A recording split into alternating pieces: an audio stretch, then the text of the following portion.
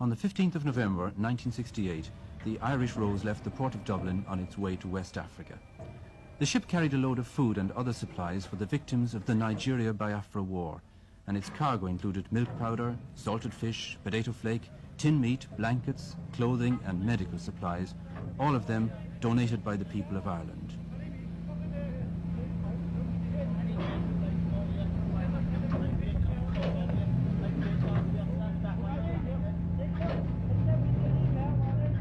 The Irish Rose was the third shipload of supplies sent out of Ireland in the last few months through the agency of the joint Biafra famine appeal. The Irish contribution has been a part, and a very important part, of the stream of goods and money that have been channeled into Biafra through the nightly airlift. It's no exaggeration to say that during the past 6 months, these night flights to Uli and the ships that provisioned them have kept a whole people alive.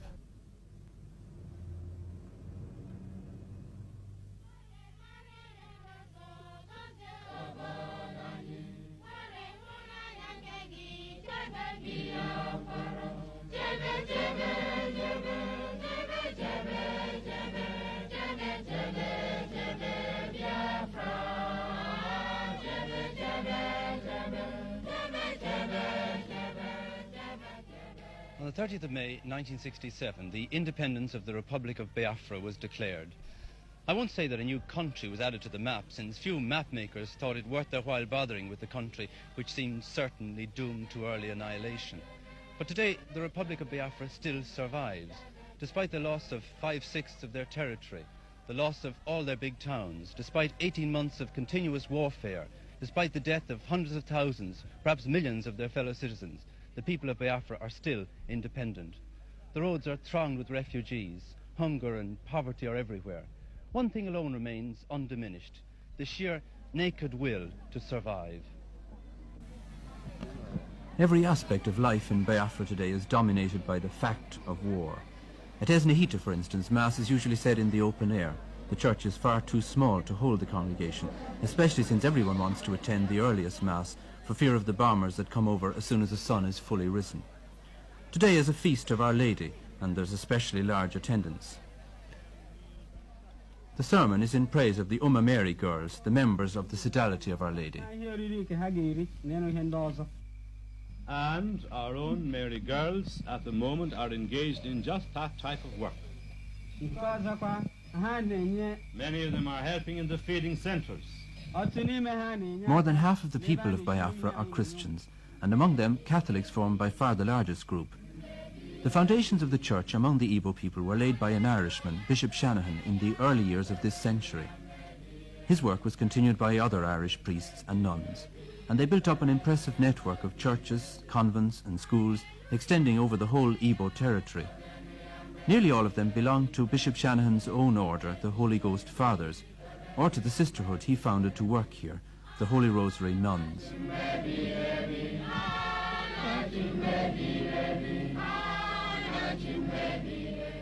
The outbreak of the war brought many problems for the missionaries. As the federal Nigerian troops advanced, the Igbo people fled in front of them, and the priests and nuns who had worked with the Igbos moved with them. Some of these displaced missionaries have since returned home, but enough have remained to ensure that all the missions and convents in Biafran-held territory are fully staffed. The emphasis of their work has changed greatly, however, and with all their schools and colleges closed, they find that most of their time is spent in bringing relief to the sick and hungry among their people.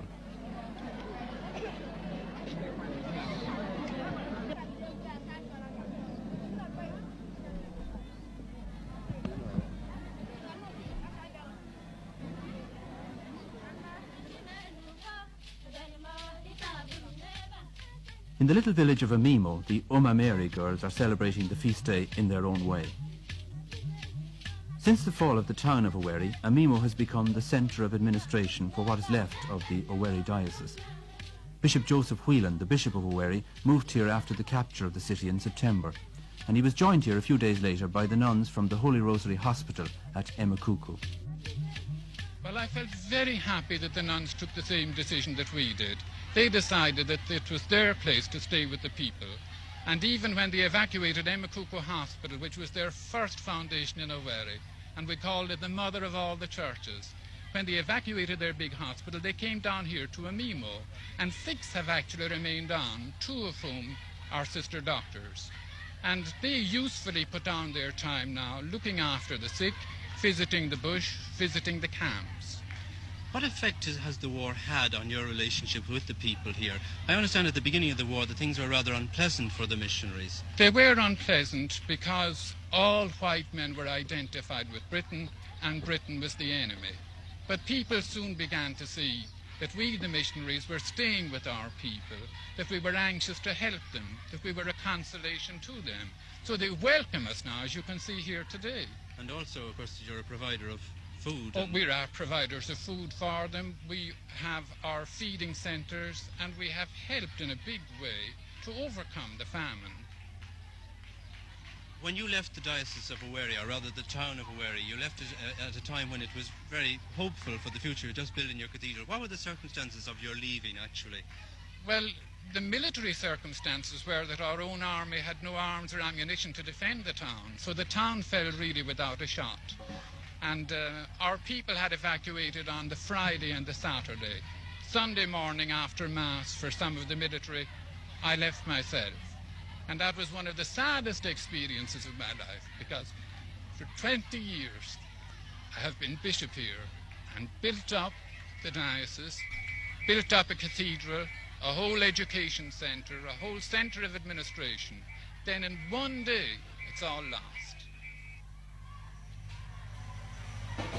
One of the few things salvaged from the fall of Owerri was this machine for making altar breads. The machinery was imported from Italy just before the war began and has been in continual use ever since. The war has obviously made no difference to the deep faith of the Igbo people. Working at full capacity, these girls can produce 250,000 communion hosts every month. But even at that, they only barely manage to keep pace with the needs of the Owerri diocese, and the other 4 dioceses in Biafra have to provide their own supply.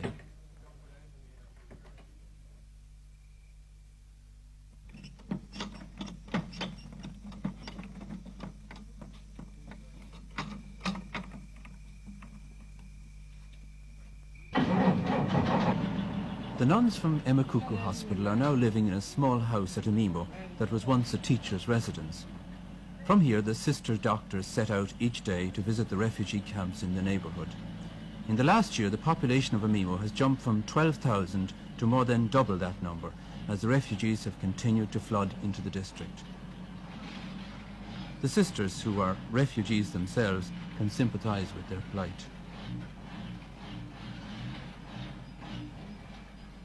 Do you remember much of the journey? Was there tremendous congestion on the road? Well, for 2 days before we left in Makuku, the refugees were on the road day and night. Cars were absolutely whizzing past all night. Then most of the refugees were travelled by foot, as they say, or on bicycles. And it was usually a man wheeling the bicycle and a baby on the back, or the mother on the back with a baby on her lap and a baby on her back. And then another baby on the handlebars, and they usually had a goat or 2 attached to the back of the bicycle. And that was a steady stream all along. It was just pathetic. Even some of the mothers just couldn't take the whole of their families and lost some of the children on the way, because there was a lot of bombing these few days, you see. And they would be walking along the road, and the next thing the jet would come overhead, and everybody ran for bush, and in the scurry they often lost their children. And we got 2 of children that were just left behind like that on our way to Amimo. And you took them here and We kept took them here, as Father, orphans? and kept them for a while. We haven't got a hospital here now, we just do bush work. But we kept them for a while because we have a few beds in the boys' school. We keep bad patients. And when these children got a bit better, we moved them to Amibo Hospital. So you've been completely uprooted from your hospital and you've had to adjust to a Absolutely, new Father. kind of life. What are you doing here Absolutely. in Amimo? Well, we had to form our policy when we came to Amimo, you see, because there were 6 of us and we had been used to a very well-run hospital. We had a training school for general nurses and for midwives. And after much consultation with parish priests and the bishop and the welfare officers and the government, we decided that we would go in for social work and, village visitation in a big way. So we decided that we would first do this area of Mimo, which comprises of 5 villages, and each village has about 7 compounds, you see. And in each of these compounds there are, well, anything between 600 and 1,000 people. So we decided that we would see everybody in each compound, whole families together.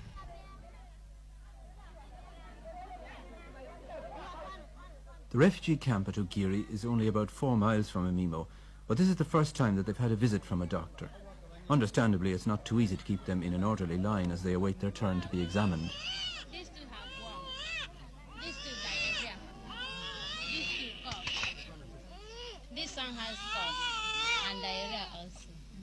This one, the skin is... the hair It may take several days, but Sister Doctor intends to examine every man, woman and child in the camp, taking them in family groups. She's not feeding. No, but we'll arrange for her to feed in the centre. No,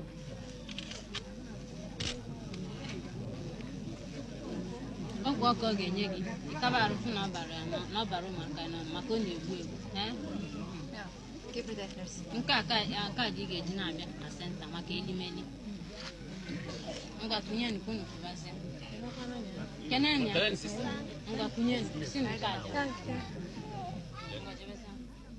There are nearly 1,000 refugees in the camp, and there's hardly one that's not in need of medical attention.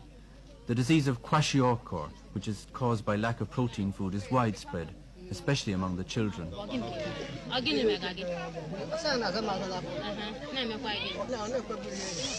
Sister has swelling of the abdomen and loss of appetite and heaviness of the legs.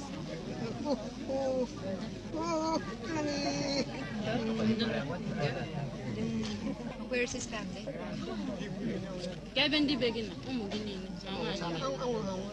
Sister, they have all died. Yes, sister. His wife has died? Yes, sister. And the children. And the children? Sister, the children and the wife died from Kwashiorkor. Oh, yeah, go on. Sister, This man is the sole survivor of his family. His wife and children have all died from kwashiorkor, and he himself has the distended stomach and swollen legs that are a sign of the disease. Medicine by itself is of no use to him. Unless he can be given the protein food that he lacks, he will certainly die.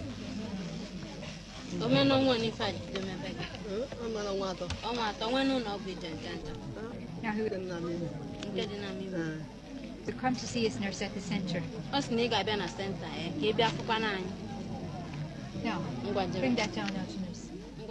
The refugees in this camp are from the Port Harcourt area, and somehow it adds an extra dimension of pathos to the scene when one learns that many of them are professional people, teachers, bank officials, civil servants. In Port Harcourt they had comfortable homes, cars, fridges, television sets. Here at Ugiri, even the barest essentials of food, clothing and shelter are lacking.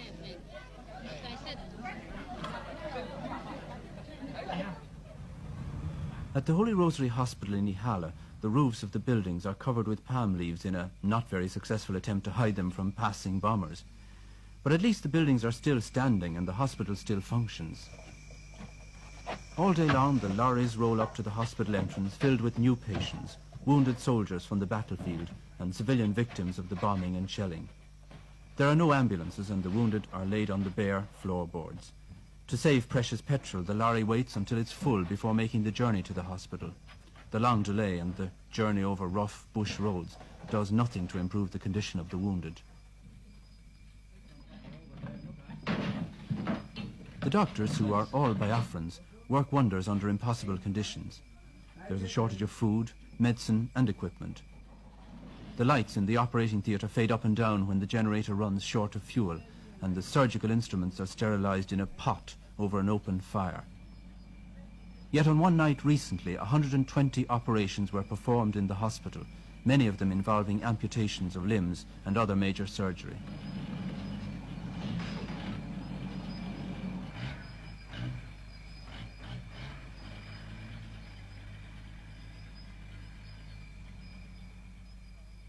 One lorry has barely finished unloading before another draws up with a new set of patients for the hospital.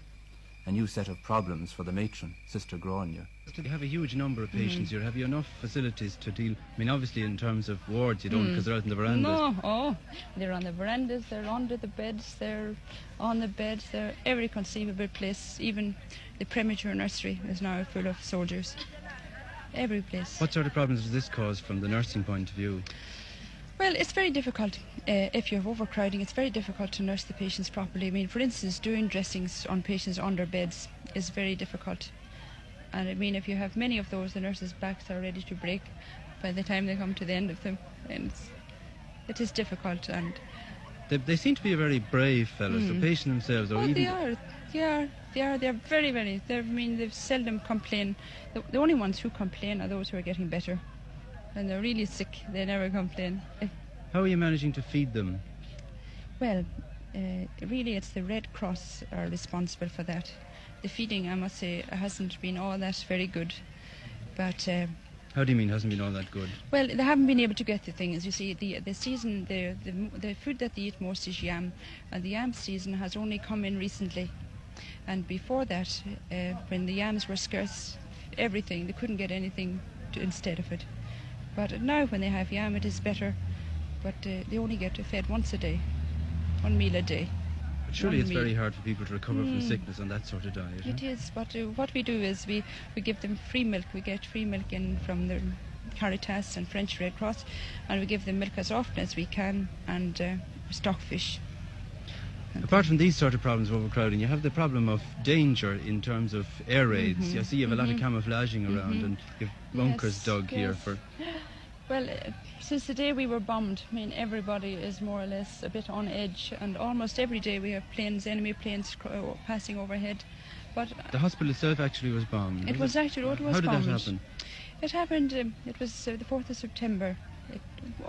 It just happened one morning about 11 o'clock. Nobody was expecting anything. We heard all right that there was an enemy plane at us below, but we never suspected for a moment that we would be bombed. And about 11 o'clock, this MiG fighter just swept over the hospital, round 3 times and strafed, and it happened so quickly. It was all over before we realised just how much damage had been done. How much had been done? Were people killed actually? Oh, there were. I'd say up to about in the marketplace. I'd say many were killed in the market. In the hospital, not so many, maybe up to about 15. But little children were killed.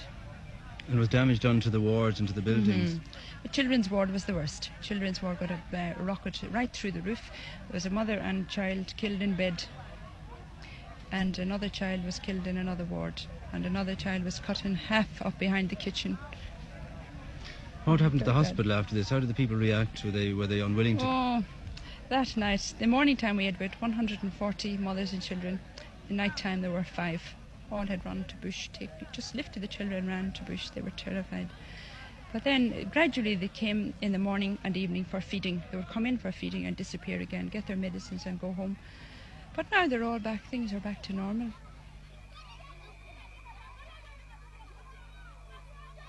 Day after day in Biafra, the unending search for food goes on.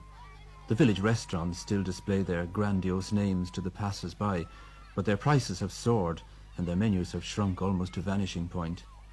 There's nothing to drink except palm wine, nothing to eat except some fruit and vegetables, and even to buy these you need a very well-filled purse.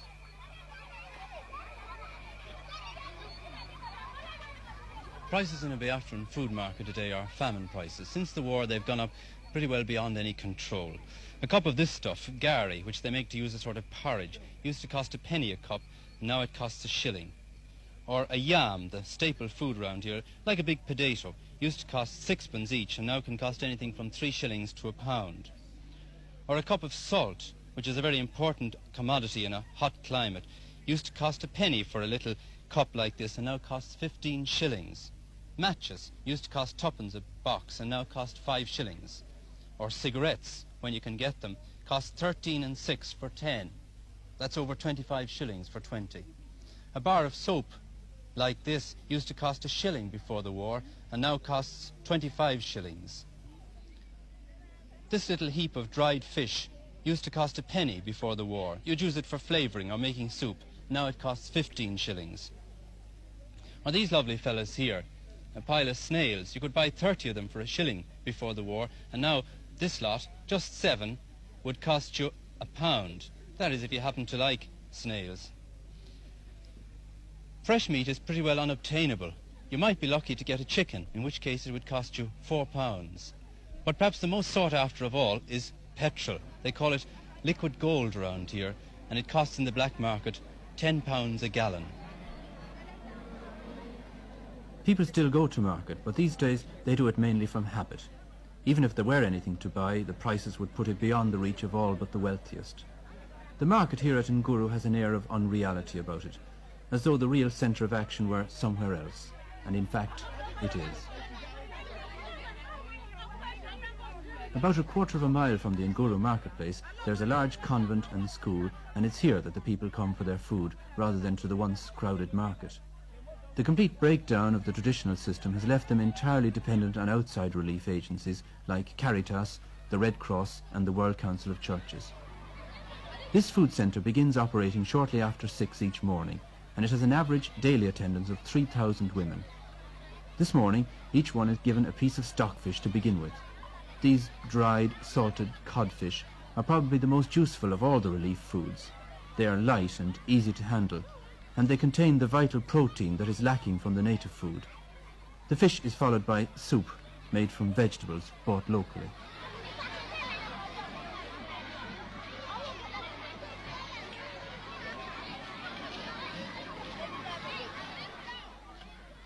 Since the Nguru Feeding Centre is administered by nuns, most of their supplies come from Caritas, the Vatican relief agency.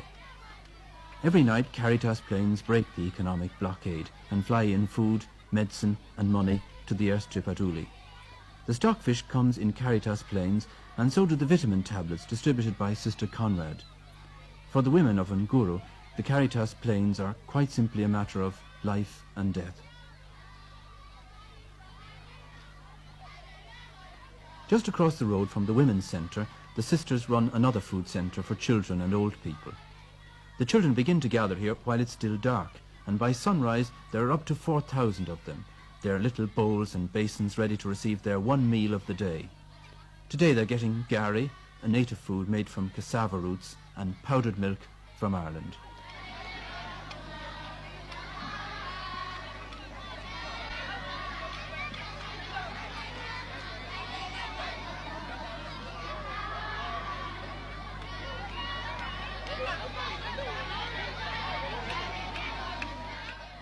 The children are supposed to form orderly lines and quietly await their turn to be served. But children are the same all over the world, and Mother Columba and her helpers are soon engulfed in a sea of bobbing brown heads. Order is not restored until it has been made quite clear to all concerned that the last scrap of gari has been scraped from the last bucket, and that there is simply no more to be had. By 9 o'clock the children are leaving the compound, and on the road outside they meet the last of the women returning from the other feeding centre.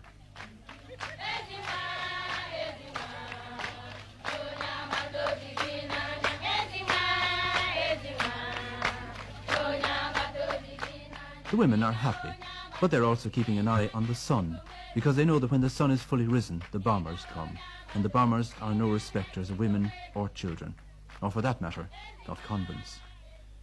A recent air raid on the convent compound, just after the people had left, wrecked the children's clinic, killing a number of children and their nurse. Had finished the feeding. I was over in the college. I didn't know where the plane was going to drop discharges load, but I did hear the explosion. I looked up and I heard the explosion. The convent was still there, but then towards the school there was a cloud of smoke rising up to the sky. This was down here. This was down here, so I suspected immediately that it was either the church or sister's clinic. When I came over here, of course everybody was running helter-skelter. The Red Cross boys the sister had in the compound, I must say, were very good. They were helping, and the home guards, several of the home guards were helping, bringing out the bodies from under the debris. Many of them, including the staff nurse, who died later on in the day, was buried under the rubble.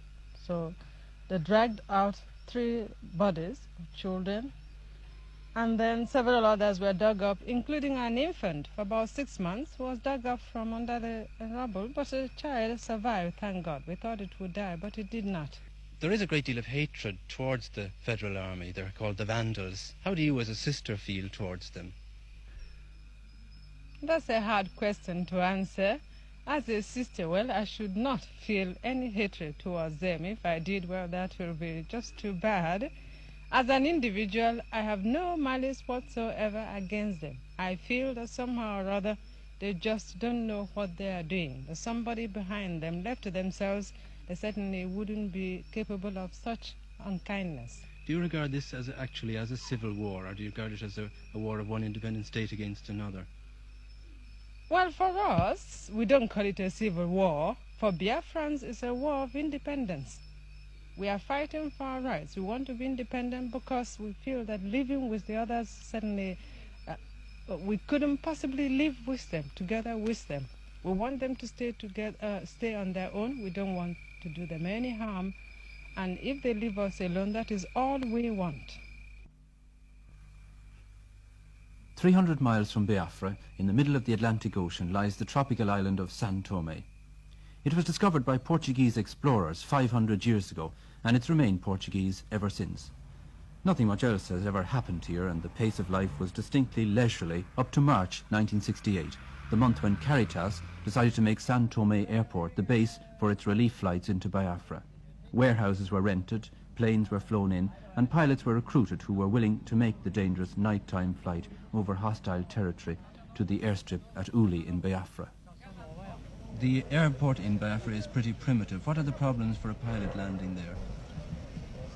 Well, let's say the blackness for one thing, your lack of any reference for depth perception for getting in. The runway is so narrow that it looks longer than it really is. However, it was plenty long. It's, I think, over 7,800 feet long, but being as narrow as it is let's say, a psychological problem. But in fact, they don't switch on the landing lights. When do they switch them on? When we were coming in, they hardly seemed to be on at all. Well, they're not. They turn them off for every... as soon as the plane lands, the lights are turned off, and they're not turned on again until the next plane reports that he is on final. And if they don't turn them on, you don't fly the runway. Have you experienced any of the bombing on the runways while you were down? I was there the night of the first night air raid on the ground, but the bombs must have landed a mile or so away. It was either 4 or 6 of them, I don't know. But some of your fellow pilots weren't so lucky. About 2 weeks later, there was a bomb attack. One of our captains was wounded. Co-pilot was badly wounded. Father McGlade was wounded. The Red Cross man over there was wounded. And I think there was about 12 Biafrans killed. I've heard several figures. And 20 or 30 wounded. Well, this is principally why you're so anxious to get airborne again. Yes. So we offer less time per target. How many flights in a night do you make? You mean each individual pilot? Mm. Well, the normal is 2. And we've got something like, say, stockfish, something fast unloading. I have made 3. How would this compare with the ordinary civil flying? Well, you're pretty tired at the end of 3 shuttles because you've got an awful lot of duty time. So sitting here, waiting to be loaded, being offloaded. So say well, you fly maybe say 10 hours in one night. You've got 4 more hours of waiting for loading and unloading. Are you insured? No. Why? The premiums would be prohibitive. The first plane takes off at about 5:30 Biafran time, and by the time it reaches the Nigerian coast, it's dark. The darkness poses problems for the pilot, but it also gives protection against the Nigerian anti-aircraft guns and fighter planes.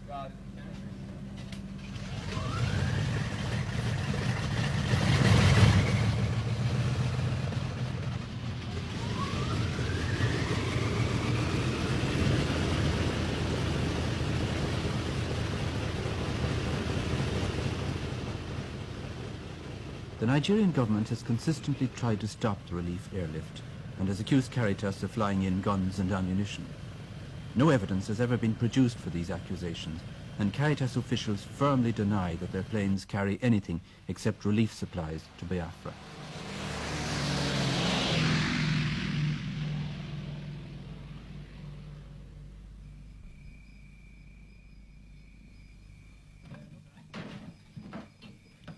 Inside Biafra, the supplies are transported to the Caritas Distributing Centre at Ihoma. A fleet of 26 heavy lorries are waiting here to bring them to the different camps and feeding centres. All the fuel for these lorries has also to be flown in, as well as tyres, batteries and other spare parts.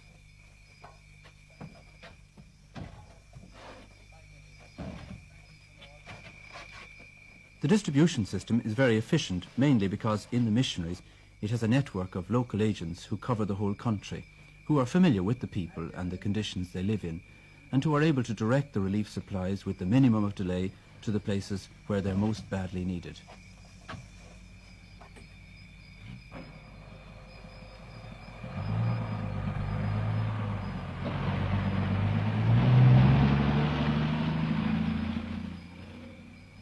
This is Mbutukaya, a small village on the southern zone of the Biafran war front. Mbutukaya has changed hands several times in the past few months. It's part of Biafra now, but the Federal Army is only about 3 miles away down that road, and there was continuous firing, shelling and machine gun fire last night for 4 hours, so its future is very much in the balance. Here in the Catholic Mission there are 1,560 registered refugees, families who have left their homes in Port Harcourt and in the towns around there in front of the advancing Federal Army. They depend for their livelihood on whatever food they can obtain locally and for the relief supplies which come in from the airstrip irregularly. It's in a place like Mbutukaya that one sees the effects of war at their grimmest. The 1,500 refugees who are staying in the school buildings have been living like hunted animals for the past 6 months. When the federal troops advance, they flee into the bush. When they retreat, days or weeks later, the people return again. No outside food has reached them for most of this period, and they've been living on what they could find in the bush: fruit, roots, leaves, and an occasional vegetable. Many have died, especially children and old people. Today, a small truckload of dried fish has come to the village, the first food to come here since the federal troops retreated a week ago. The ration is 1 dried fish for each family.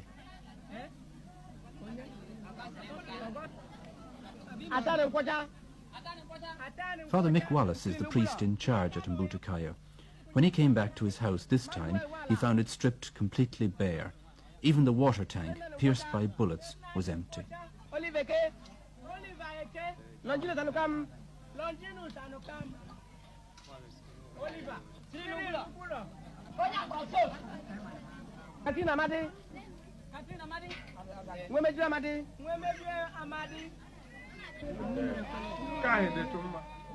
The lorry that brought the fish will not go back empty.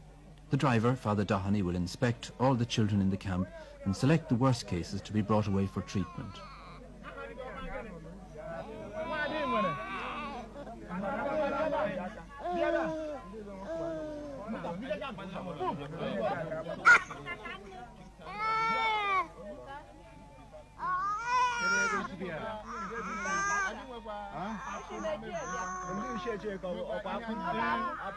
Father Doheny makes his selection.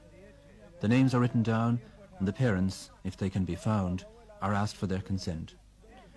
The children will be loaded into the back of the truck and bounced along 20 miles of jungle tracks to the Kwashiorkor clinic.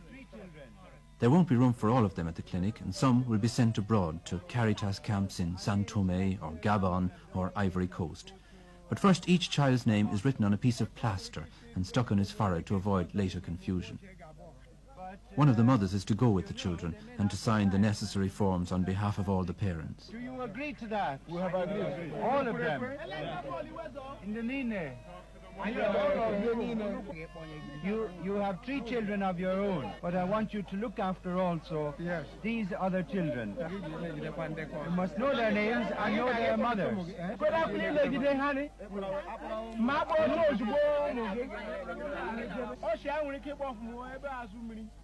Father Wallace, you've been overrun here by the Federal Army. What's the likelihood of you're actually being cut off here? It's not likely. Why? No, because there are several roads that I can take into the interior of the country, like away from the front, so that I'm no danger really, as long as I have a car with some petrol in it. I only have a few personal things in the house.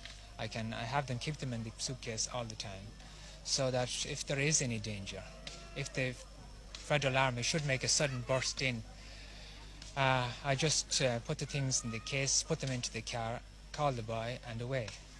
Not even bother locking the door. Have you had deaths from starvation down here, malnutrition? Oh, plenty, especially of older women, died in the marketplace out there. And some even stayed there when the Federal Army were moving in. Old women, old men. I saw some of them there. I gave them a few pounds as I was passing out myself. I asked them if they were going to move. They said no, that they'd stay here. I don't know what happened to them. I know a lot of them died. But they're not around anymore? I don't see them now. You see, the people shift around so much, you can't exactly know where they are at any particular time. You lose contact very quick with anybody that you might know, that you might be trying to help. You'd see an old woman today, and tomorrow you'd have something, you'd want to know where she was gone to, nobody could find her. In the church at Uzaba, the final selection of the children takes place.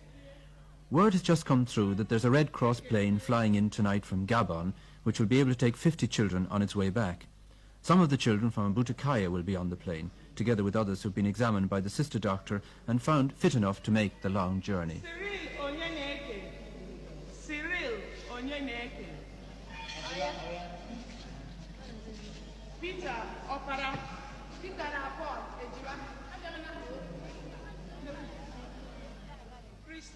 For each child going abroad, a long form has to be filled out in quadruplicate and signed by the parents or the parents' representative. If they can't write, their right thumbprint takes the place of a signature. What is her name? Bibiana Akota.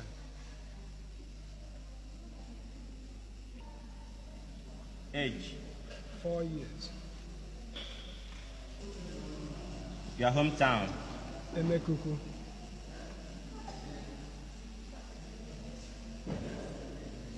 Village? According to the small print on the form, the parent agrees that his child be evacuated outside Biafra for treatment and care, be medically operated on if necessary, and be buried abroad in the event of death. Akota. Livinus Akuta? Akota, yes. Can you sign? Yes.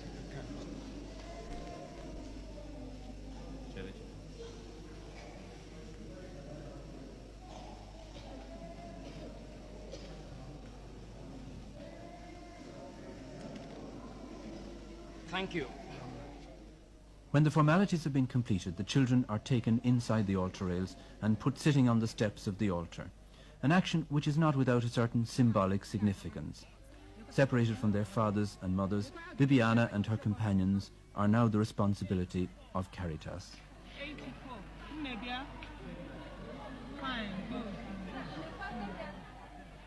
Before they leave for the airstrip, each child is given a numbered medal for purposes of identification. Almost 3,000 children have so far been taken out of the country by Caritas, and it's necessary to keep accurate records of every one. For the purposes of the journey, Bibiana Akuta has become number 66. The chain is firmly fastened, and she'll not be able to remove it until she reaches her destination.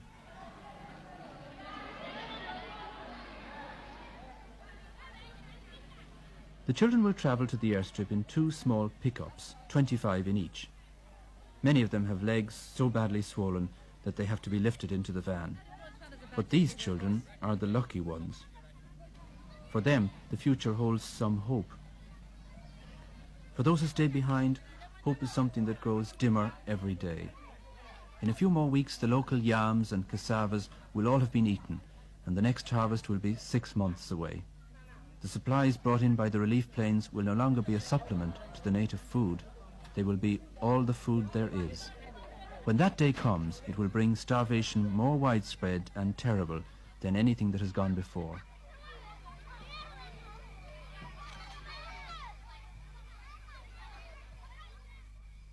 Colonel Adumedu Ojukwu has been president of Biafra and commander-in-chief of its army since independence was declared. He, more than any other man, is aware of the famine threatening his people and grateful for any help that reaches them from outside. Your Excellency, one of the greatest relief campaigns ever mounted by the Irish people has been mounted in the past few months on behalf of Biafra through Caritas. What effect have these airlifts had on the Biafran people? I think it has been a tremendous work. And may I, if you permit me, take this opportunity to thank the Irish people, particularly as this is intended for them, for their generosity, for their deep understanding and humanity, for their practical help in a time of such great travail. It is gestures and help of this kind that builds lasting friendship. We are very grateful today, tomorrow, and forever our people will be grateful. Irish missionaries were recently accused by members of the federal government of gun running and more recently of organising mercenaries. Would you like to comment on these charges? Quite idiotic. Absolutely. I don't know whether in fact anybody takes such an accusation seriously. It is the fluster of a frustrated people, and one can understand their frustration after all the massive support they're getting and finding they cannot conduct their quick kill. It is an accusation just made because they are not advancing in the battlefield. No reverend father, no missionary serves in Biafra as a mercenary or organizing one, or indeed doing anything directly to aid our war effort. All the Irish missionaries have done, and indeed the missionaries on this side have done, is their Christian duty of bringing hope, of bringing solicitude, of bringing relief to the afflicted people. That's all. Since the War of Independence began, most of the Irish missionaries have in fact remained here in Biafra. How do you feel about this? To me it's natural. A missionary comes in. It's like a wedding, for better or for worse. Right now it's worse. They stay with us. I never thought for one moment that they would leave, and I am happy that they have not left. Our entire people are happy. The Irish government, however, have not recognised officially the state of Biafra. And how do you interpret this? Governments are usually slow in matters such as this. I interpret the reticence of the Irish government as arising from a lack of conviction that a recognition of Biafra at this stage is to her own interest. The people of Ireland have demonstrated their own feeling in this matter, but governments are always slow. I think that it's a good start that the people are understanding. This understanding by the people, I hope, soon will be transmitted to their accredited representatives and the government. We would very much, of course, like to see a more positive action, diplomatically and politically, from the Irish government. Your Excellency, it's now over 18 months since this war began. Do you have any regrets now about the secession of Biafra? Give me 1,000 opportunities again, I will do precisely what I have done. You have only to look at my people, go out to the streets and look at them and see exactly what they feel about the situation. I am today in a happy position of knowing that I have acted absolutely throughout according to the wishes of my people. No, I have no regrets.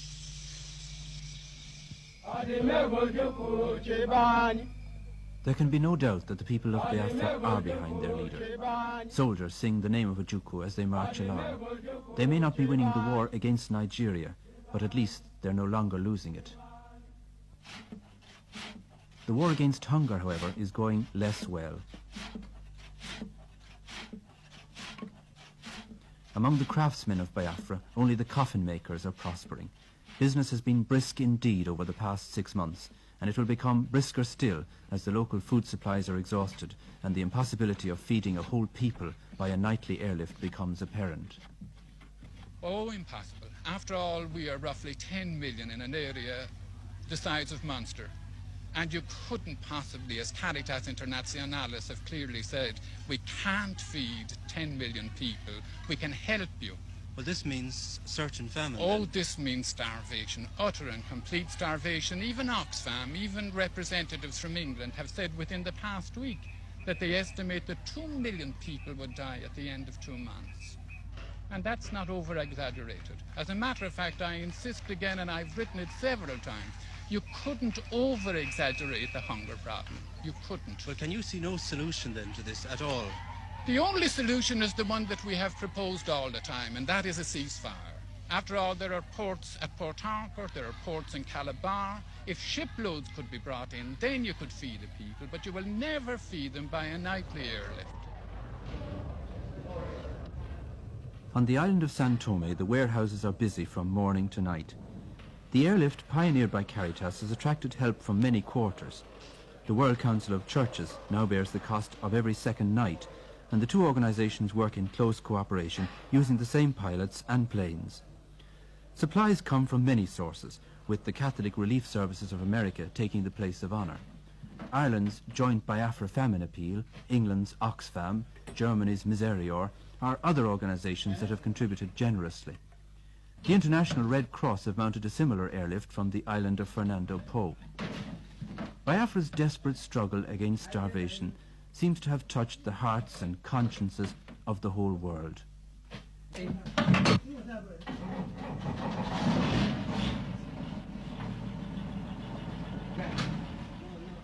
It's an amazing achievement to have sprung from such modest beginnings, and no one is more surprised at it than the man who started it all, Father Tony Byrne, the priest who came to Africa to preach and baptize and ended up directing an airline instead. Father Tony Byrne, last March you organised the airlifting of 60 tons of food from Lisbon to Sao Tome, and this seems to have been the beginning of the airlifting of food. Yes, actually this was the beginning. I came here last March to start the operation